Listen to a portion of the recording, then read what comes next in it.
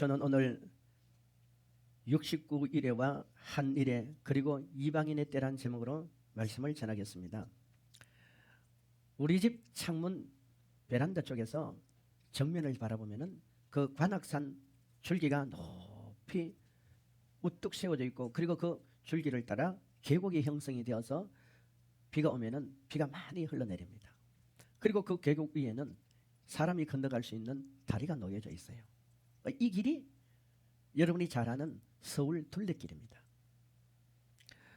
이쯤 되어지면 참 정녕 좋겠다 싶지만 여러분 장마철에 살아보세요. 습기 어마어마하게 무섭습니다. 습기가 무서워요.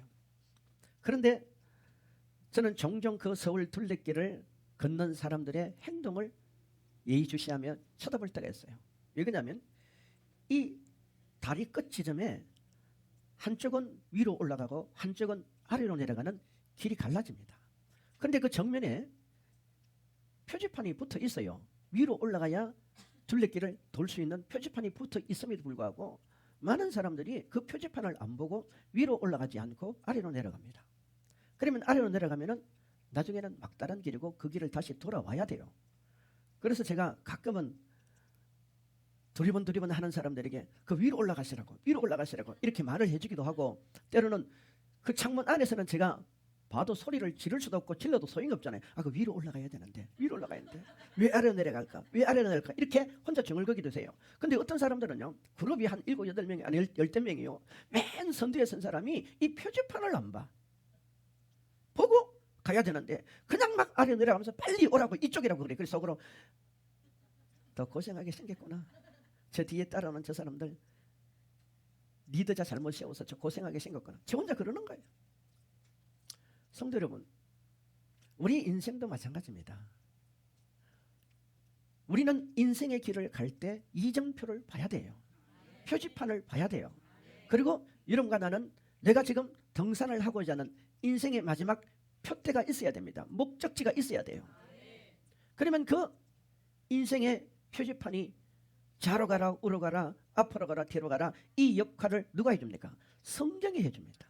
성경은 하나님께서 이 세상에 태어나 일생을 살아가는 모든 사람들에게 인생의 내비게이션이에요. 근데 사람들이 이 성경을 안 봅니다. 성경을 모릅니다. 그리고 자기 생각으로 그냥 한 걸음 한 걸음 마치 나아가는데, 어떤 사람들은 표대가 없어요. 목표 지점이 없어요. 또 어떤 사람은 표대가 있고 목표 지점이 있다 할지라도 그 길을 잘못 들어서는 경우가 얼마나 많습니까?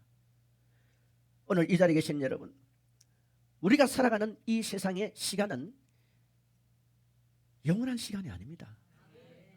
무한의 시간이 아니에요. 유한의 시간이고 한정된 시간을 우리는 사용하고 있는 겁니다. 세상의 시간은요, 그 거북이 시간처럼 12시간 약만 넣으면 그냥 시간이 흘러갑니다. 그리고 가끔 뻐꾸기가 나와가지고 뻑꾹 하며 시간을 알려주죠. 이거는 약만 넣으면 그냥 흘러가는 시간입니다. 그러다 보니까 우리는 어떤 시간이냐면 내게 주어진 시간이 무한한 시간인 처럼 생각합니다. 그러나 하나님의 시간은 달라요. 하나님의 시간은 한정된 시간, 시간이 흘러가는 만큼 남은 시간이 줄어드는 겁니다. 아멘. 우리는 지혜로운 사람이 되어야 돼요. 우리는 하나님의 말씀에 근거해서 참으로 지혜로운 생각을 하고 지혜로운 생활을 하는 참으로 껴있는 사람이 되어야 됩니다.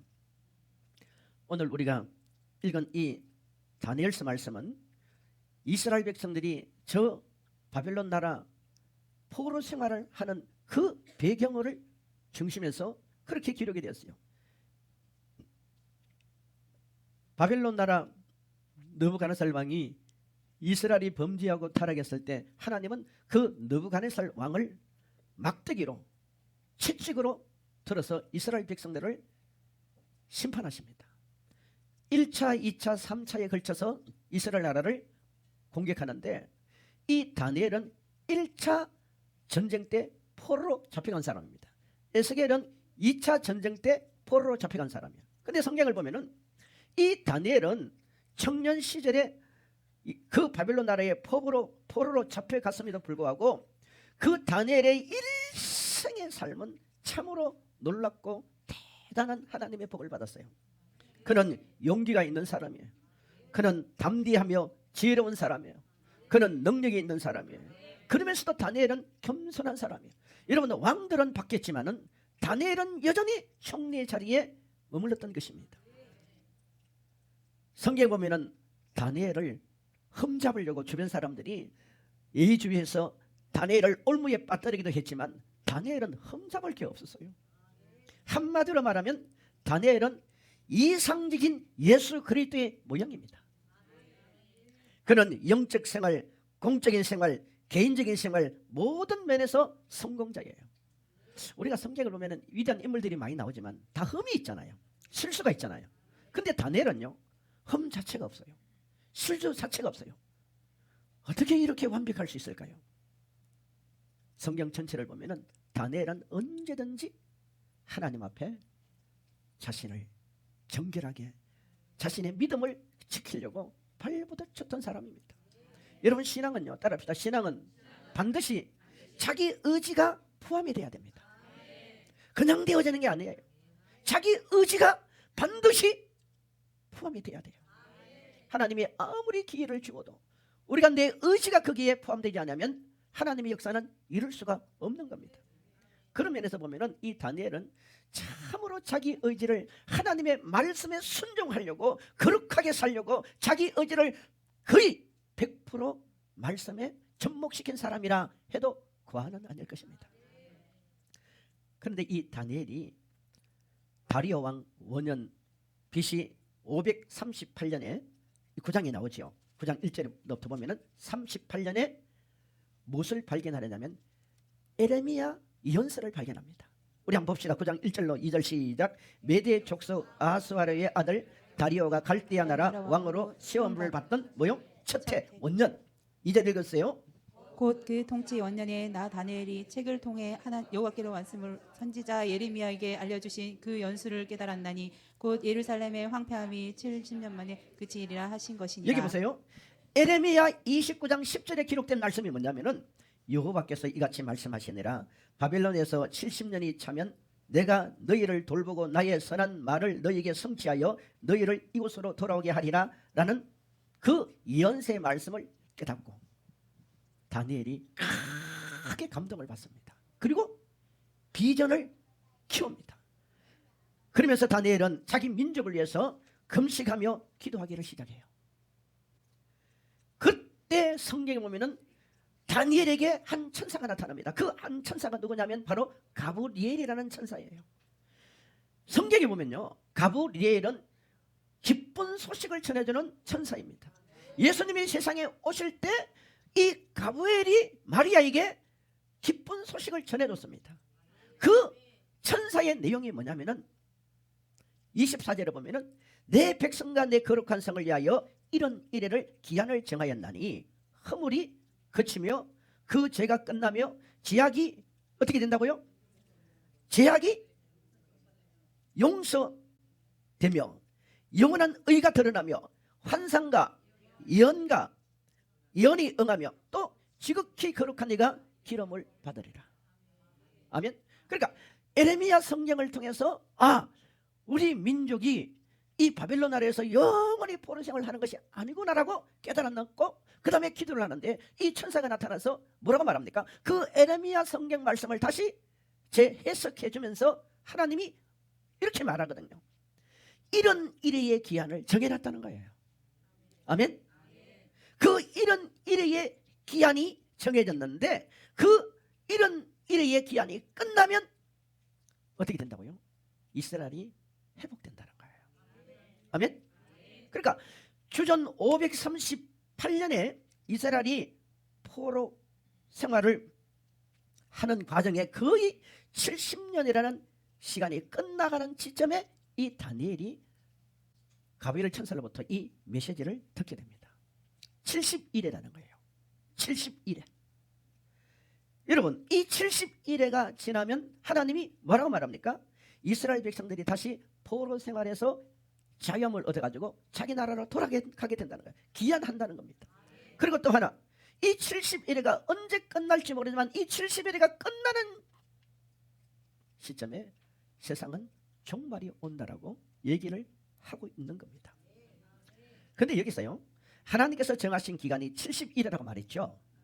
우리가 이 한 일이라고 말할 때 사부아라고 말하기도 하고 사부임이라고 말하기도 합니다. 이 사부아든 사부임이든 이 단어는요, 주라는 뜻도 돼요. 주, 우리가 한 주, 두 주 할 때 주라는 뜻도 되지만 연이라는 1년, 2년 이 연애라는 뜻도 됩니다. 그런데 성경이 지금 말씀하시는 이 사부암, 사부임 이 일에는요, 주가 아니고 연을 말하고 있습니다. 이건 일반 학자들의 공통된 생각들이에요. 그러니까 어떻게 됩니까? 70일에 이 연이 끝나면은 종말이 온다는 얘기예요. 우리 입장에서는 종말이 온다는 얘기예요. 아멘. 여기서 우리가 70일을 성경에 보면은 세 토막으로 나눠놨잖아요. 세 토막으로. 먼저 뭐가 나옵니까? 7일이가 나오고 그 다음에 62일이가 나오고 그 다음에 한 일이가 나오죠. 성경은 왜 이 일을 이렇게 세 부분으로 나눠놨을까요? 자, 9장 25절 우리 같이 한번 읽어봅시다. 9장 25절 시작. 그러므로 너는 깨달아 알지니라. 예루살렘을 중건하라는 영이 날 때부터 기름 부음 받은 자 곧 왕이 일어나기까지 7일에와 62일에가 지날 것이요 곧 공전하는 동안에 성이 중건되어 광장과 거리가 세워질 것이며. 여기 보세요. 25절에 그러므로 너는 뭐하라? 깨달아 알아라는 거예요. 여러분, 성경이 우리에게 말씀해 주는 것은 우리로 하여금 뭐하라는 거예요?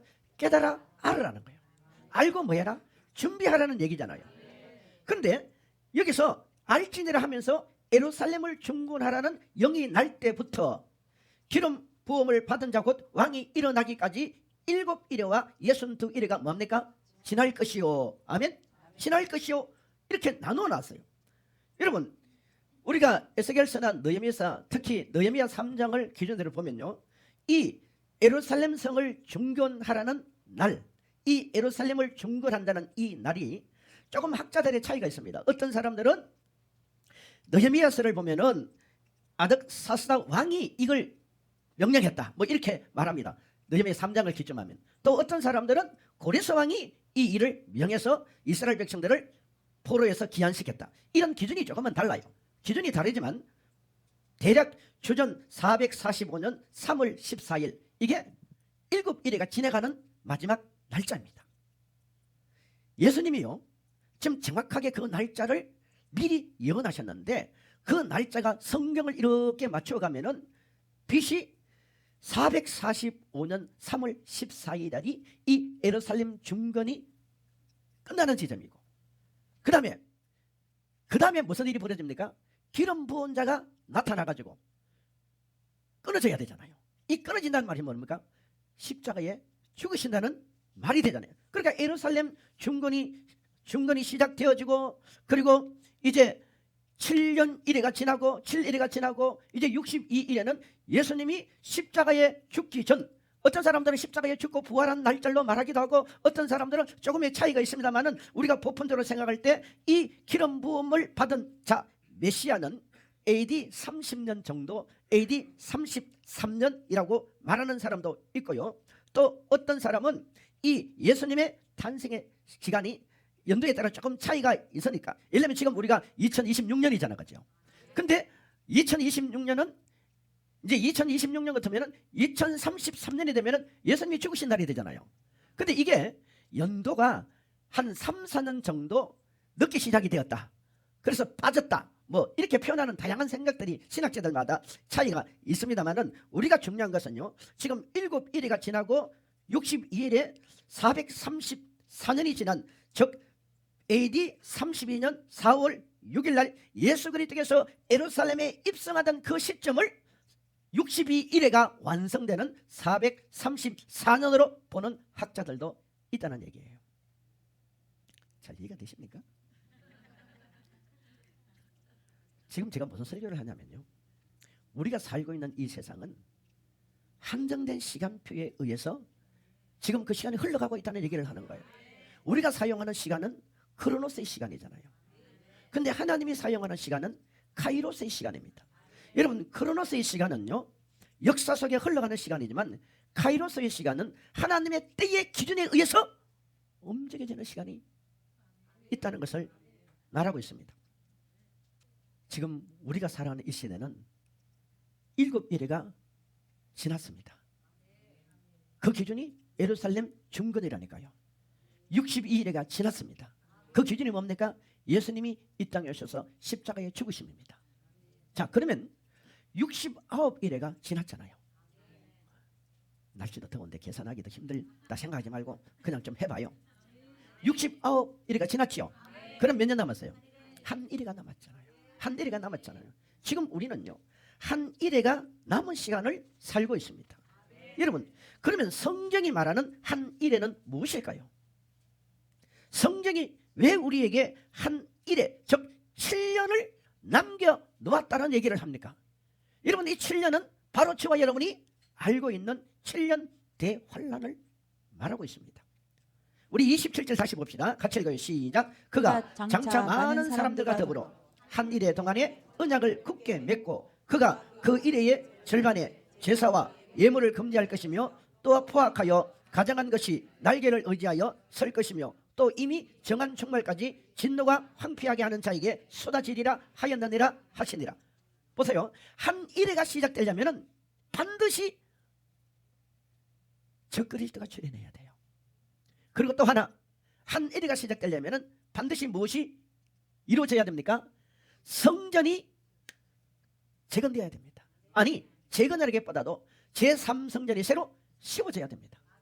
근데 아직 이 일들은 이루어지지 않고 예수님이 십자가에 죽으시고 2026년, 즉 한 30년 빼고 2000년이라는 세월이 지금 거의 흘러가고 있는 거예요.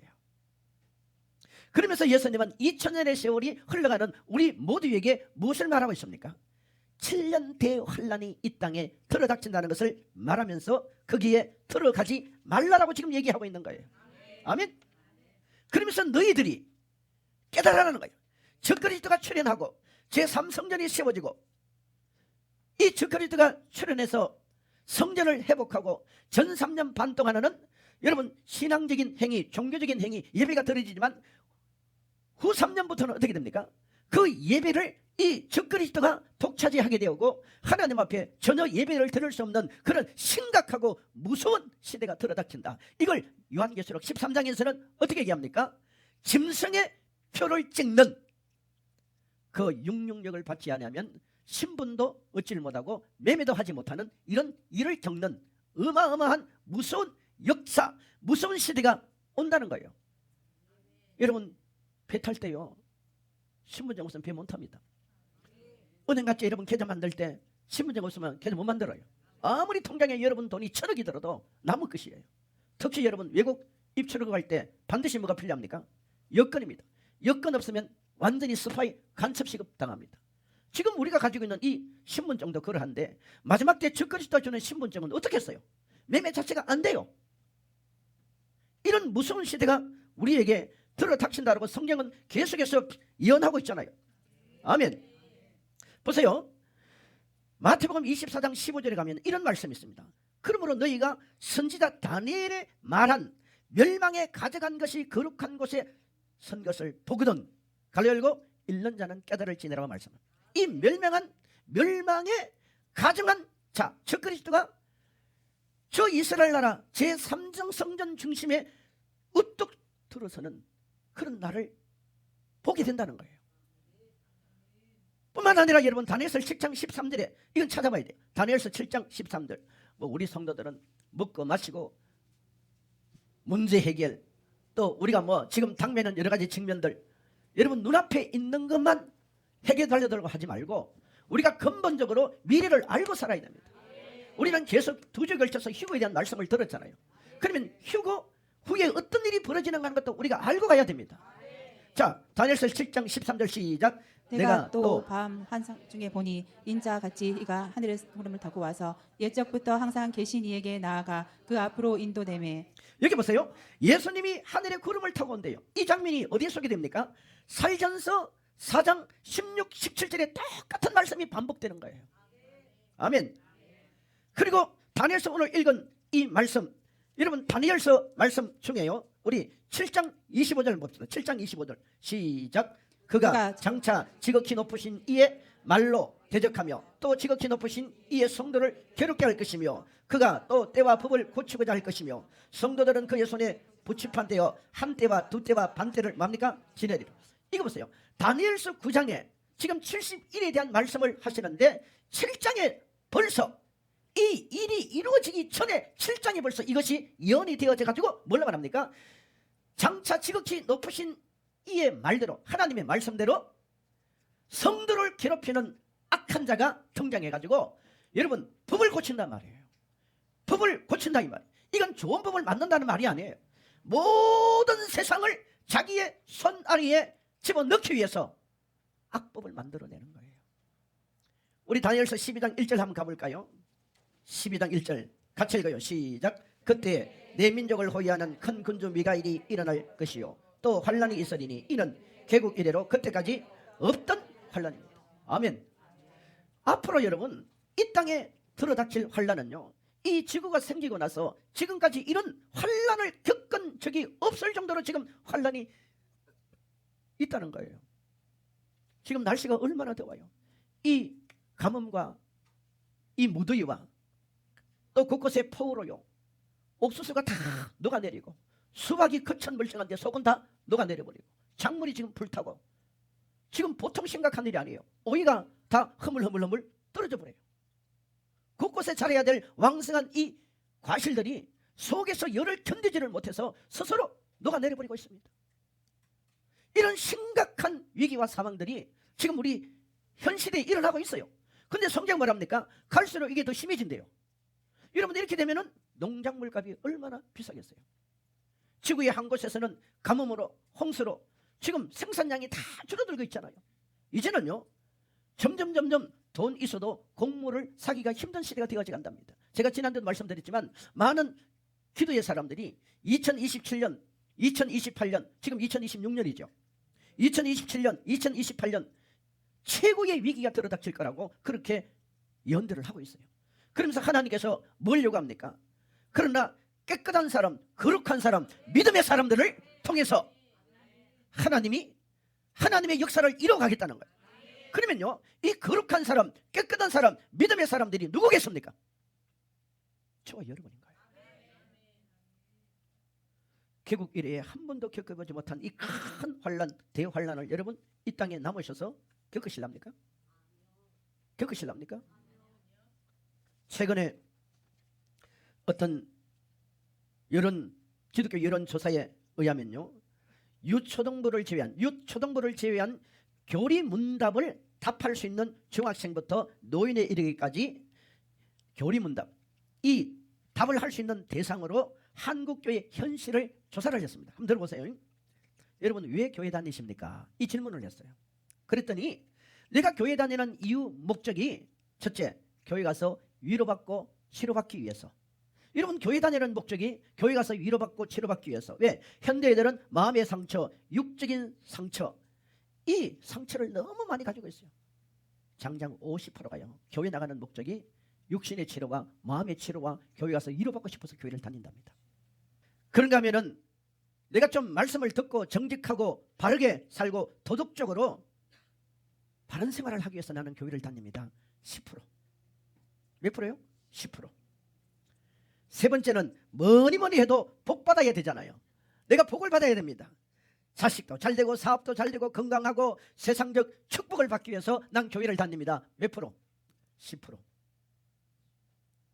예수 믿고 구원받고 천국 가야 됩니다라고 이 믿음 가지고 나는 교회를 다니고 제삼받고 예수 믿고 천국 가야 됩니다는 이 믿음을 가지고 교회를 다니는 사람이 30%밖에 안 돼요. 여러분 70%가 요구하는 이 내용들은요 예수 잘 믿으면 저절로 줘요. 줘요 안 줘요?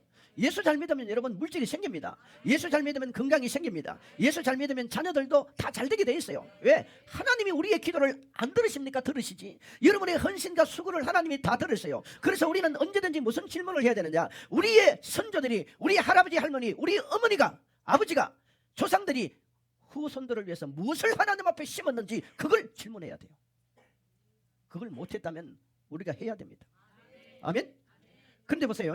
그런데 두 번째 질문인 뭐냐면요 천국과 지옥에 있다는 걸 믿느냐 믿으면 당신은 갈 수 있느냐? 이렇게 질문을 했어요. 여러분, 나는 천국을 믿습니다. 나는 천국에 갈 수 있습니다. 100명 중에 몇 명 줄 아세요? 30명. 30명. 70%가 나는 천국이 있는지 없는지 모르겠습니다. 그건 죽어야 알죠. 이게 한국의 현실이에요. 여러분, 돈 필요하죠? 돈 필요하죠? 가정 화목 필요하죠? 여러분, 생활이 크고자 문제 해결돼야죠? 이건 예수 잘 믿으면 보너스로 주는 거예요. 정말 우리가 교회 다니고 예수 믿는 이유는요, 천국 가는 겁니다. 천국 가는 거예요. 그래서 복음성가 가운데 천국이 없다면 인생이란 허무한 거라고 말하잖아요. 아멘? 그러면 지금 7일이가 지나고 62일이 지나고 지금 69일이가 지나고 한일이가 남았는데, 한일이가 시작되려면 바로 적그리스도 제3성전, 우리가 휴거되기 전에 적그리스도 제3성전을 보게 될지 아니면 휴거된 다음에 보게 될지 그건 아무도 몰라요. 근데 그런 분위기를 형성이 되겠죠. 근데 지금 우리가 몰라서 그렇지 이스라엘 나라는요, 이게 차곡차곡 박종철 브레드TV 감독에 의하면, 그분은 이스라엘만 연구하는 사람이잖아요. 그분에 의하면은 김종철입니까? 그분에 의하면은 영화도 많이 나왔죠. 다 준비가 됐대요. 다 준비가 됐대요.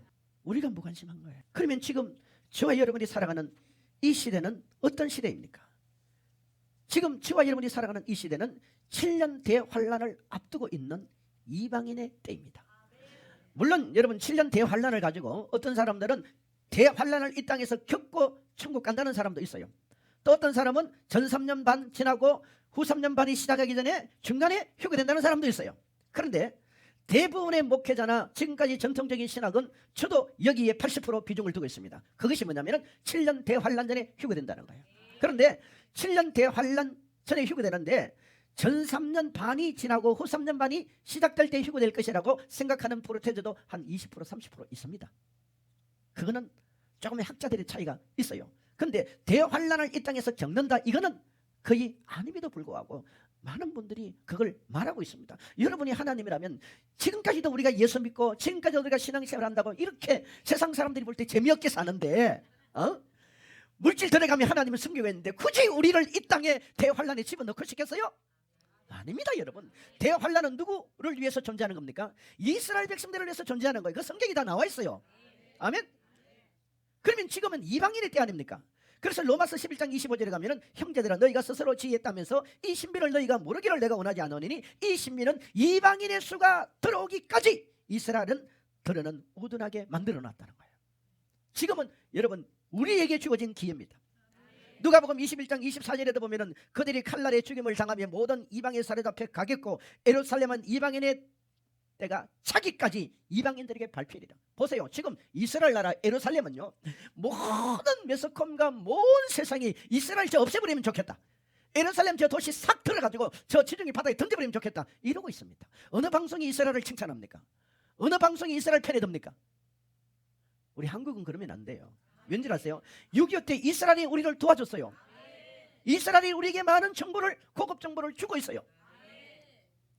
성경 그대로 가고 있잖아요. 이스라엘 백성들이 지금 이방인에게 밟히고 있단 말이에요. 이스라엘 백성들이 지금 이방인에게 밟히고 있단 말이에요. 왜? 우리는 접붙임이 된 사람들이에요. 우리는 아브라함의 혈통의 아님에도 불구하고 우리는 아브라함의 이 혈통의 믿음으로 접붙임이 돼가지고 우리가 아브라함의 후손이란 말이에요. 근데 이스라엘 백성들은 아브라함의 혈통을 가지고 있음에도 불구하고 예수 그리스도를 십자가에 못 박아 죽임을 통해서 AD 70년에 티토 장군에 의해서 이스라엘이 완전히 망해버렸잖아요.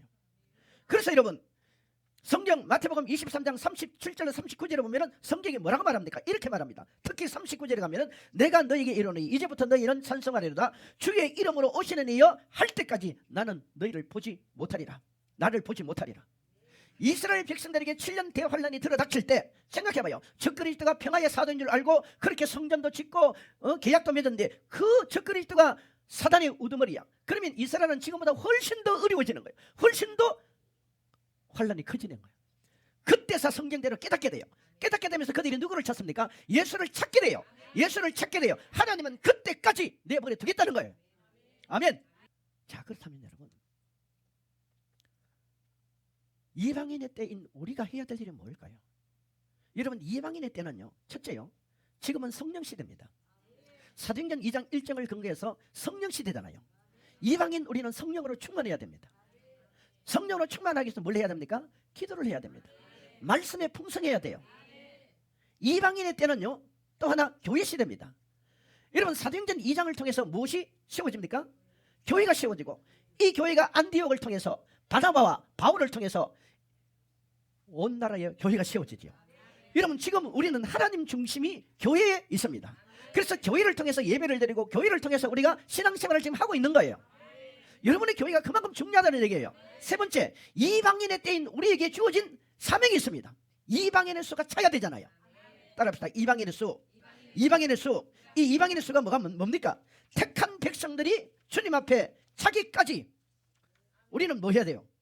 전도해야 돼요. 따라합시다. 전도해야 됩니다. 여러분과 나에게 가장 주어진 사명 가운데 큰 사명이 이방인의 수가 차야 돼요. 그 이방인의 수 가운데 여러분의 아들, 딸들이 들어가 있잖아. 내 남편이 들어가 있고 내 아내가 들어가 있고 우리 이 주변에 강남 사람들이 들어가 있고 대한민국이 들어가 있고. 그러면 우리 교회가 어떻게 해야 되겠어요? 가서 복음을 전해야 되는 거예요. 나가서 복음을 전해야 되는 거예요. 2023년 5월 목회 데이터 연구소 자료에 의하면요, 코로나 이전보다 신앙이 더 좋아졌다고 하고 응답한 어른들은 응답한 사람은 17%. 그러면 80 몇 프로? 3%는 코로나보다 다 신앙이 지금 다 떨어져 버린 거예요. 반면에요, 신앙이 더 약해지고 또 더 믿음이 뚝뚝뚝 떨어졌다, 나는 신앙생활에 이 기준마다 흔들린다라고 말하는 사람이 작년이 32%, 청소년이 40%예요.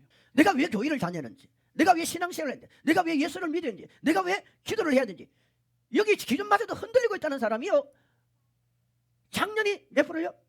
작년이 32에서 33%, 청년이 40%. 여러분, 교회가 지금 다 무너지고 있습니다. 여러분 볼 때는 그 교회도 그대로 존재하고 이 교회도 존재하고 뭐 방송도 존재하고 뭐도 다 존재하고, 지금 솔직히 우리나라 공영방송요 문 닫기 직전이잖아요. 알죠?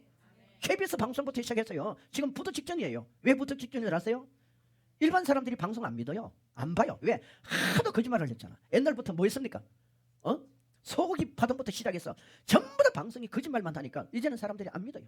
그러니까 이 방송국에다가 광고를 안 맡기는 거예요.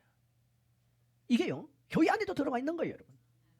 우리가 신앙생활이 어쨌든 간에요, 하나님은 지금 하나님의 시간대로 착착착착 하나님의 인류의 마지막 시간표를 지금 계속 흘러가고 있는 거예요. 정리하겠습니다, 여러분. 7일이가 지났습니다. 62일이가 지났습니다. 70일이라 그랬죠? 지금 몇 일이 남았다고요? 하늘에 7년이 남았어요. 그런데 하나님은 지금 우리에게 뭘 줬어요? 이방인의 때가 준 거예요. 이방인의 때가 끝나면 지금 우리 속의 역사는 성령이 이스라엘로 가버립니다. 대한민국, 미국, 세계 5대 양육대전은 전부 다 지금 하늘에 있는 용이요, 이 땅에 내려옵니다. 지금은 못 내려와요. 지금 짐승 같은 일들은 있어도 용이 못 내려와요. 왜? 이곳에 성령의 역사가 있기 때문입니다. 그런데 성령이 떠나버리면 그 하늘에 있는 용이 내려오잖아요. 여러분, 용과 짐승은 다릅니다. 그 힘이 달라요. 그 역사가 달라요. 여러분과 내가 지금 해야 될 때가 있다니까요. 여러분, 성령 충만하세요. 성령 충만하게 해서 기도하세요. 말씀을 붙드세요. 우리가 주어진 이 교회를 세워야 됩니다. 여러분의 교회가 가장 소중한 교회는 여러분의 심령교회예요. 여러분 속에 있는 영혼입니다. 여러분의 영혼을 여러분이 책임져야 돼요. 내 속에 있는 영혼을 내가 살려야 됩니다. 이런저런 이유가 있어도 여러분 속에 있는 심령, 여러분 속에 있는 심령의 교회를 세워야 됩니다. 그리고 눈에 보이는 교회도 세웁시다. 뿐만 아니라 우리는 복음 전해야 돼요. 우리 복음 전해야 돼요. 예수 전해야 돼요. 이 일을 하면은 다른 건 그냥 보너스로 줍니다. 우리 말씀을 생각하며 주여 삼창 거르고 우리 한번 통성으로 기도합시다.